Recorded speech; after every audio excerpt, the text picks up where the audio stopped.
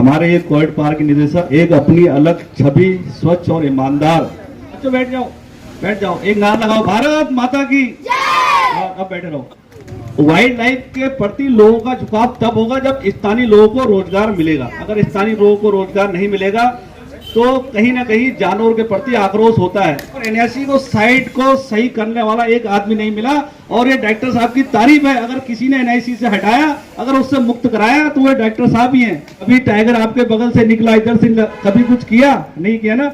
Tiger एक गाय के समान होता है। देखो, अटैक वही होते हैं जहां उसका खाना नहीं होगा। केवल कोविड पार्क की वजह से हमारा रामनगर चलता है। ऐसे बंद करने वाले लोगों पर मुकदमा भी होना चाहिए। हम नहीं चाहते कि हमारे कोई कोविड पार्क को बंद करे। इसके हम बिल्कुल खास विरोधी हैं बन के, क्योंकि रवि के बिंदास बोल में लाइव बनना है, इसलिए मैं कह रहा हूं, उनको मैसेज भी देना चाहता हूं। बोले यार हम आपको तो नहीं जानते, लेकिन रवि भाई को जानते हैं, तो इनकी टीआरपी काफी बढ़ गई है। आज वन्यप्राणी सप्ताह में उपस्थित इस विधानसभा के सरल स्वभाव के विधायक दीवान सिंह बिष्ट जी और कोविड पार्क के निदेशक महोदय, इससे पहले भी आपने कई निदेशक देखे होंगे, लेकिन हमारे ये कोविड पार्क के निदेशक एक अपनी अलग छवि, स्वच्छ और ईमानदार, और इनकी कार्यशैली आने के बाद ही कई चुनौतियां इनको मिली। और चुनौतियों से, चाहे वो गर्जा जोन का मामला हो,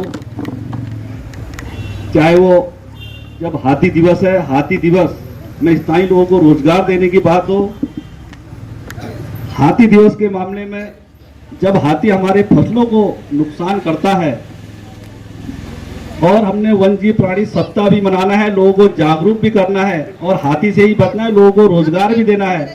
तो आज पहली बार उनकी एक सोच थी, गांव के एरिया में सोलर फेंसिंग में हनी बी, मतलब मधुमक्खियों से हाथी का बचाव करना, ताकि हाथी को नुकसान भी ना हो। बच्चों बैठ जाओ, एक नारा लगाओ, भारत माता की जय। अब बैठे रहो। तो जब हाथी से मधुमक्खी बेटा सुनो, बोलना नहीं बीच में, ठीक है। मधुमक्खी क्या करती है कि हाथी को, तो डॉक्टर साहब ने उस चीज को बताया, और उससे स्थायी लोगों को रोजगार भी मिला, और हाथी खेतों की फसलों से नुकसान भी, उसका बचाव हुआ।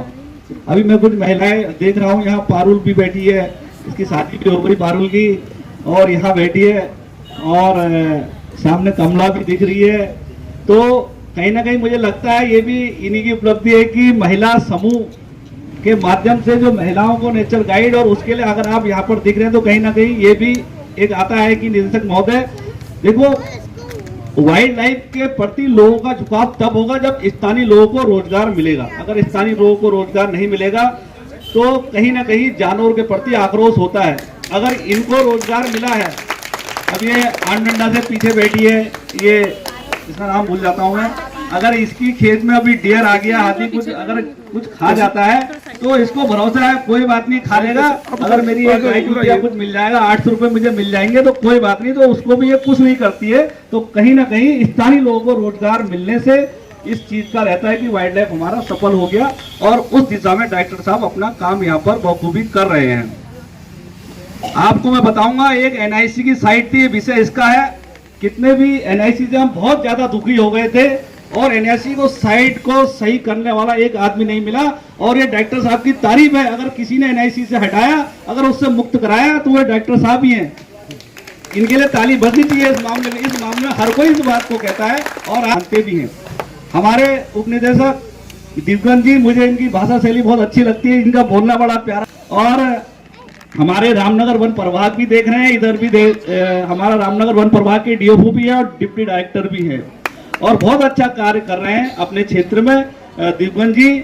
और आप देखते होंगे कि लगातार, चाहे दिन हो रात को भी इनको लगता है कहीं दिक्कत होती है, तो अपनी कॉम्बिंग में निकल जाते हैं, और हमेशा एक अच्छा कार्य करते हैं। और डॉक्टर साहब के बारे में सब परिचित ही हैं पहले से ही, कि लगातार हम उन्हें कब से देख रहे हैं, और हमेशा जितने भी ट्रैंगुलाइज आपने आज तक किए हैं, या अभी हम विधायक जी हम लोग थे, जब आप वहाँ गए थे, जब एक टाइगर को पकड़ा, तब बड़े अच्छे से आपने उसका रेस्क्यू किया।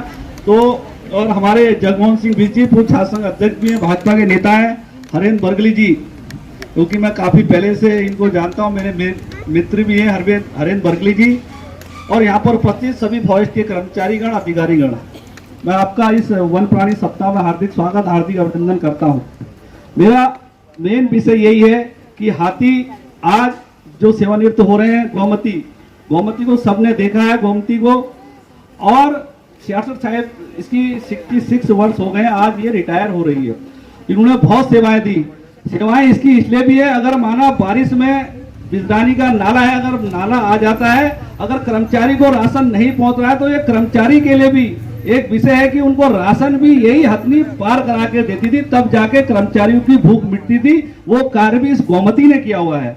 अगर आपको कर्मचारी को भी इसने राशन पहुंचाने का काम इसी ने किया, क्योंकि बाकी डायरेक्टर साहब ने पूरा बताया है कि हाथी से हम क्या क्या हमने सेवा ली, एलिफेंट राइड तक की और चीजें भी, तो सारी ये पेट्रोलिंग कॉम्बिंग हाथी द्वारा होती है।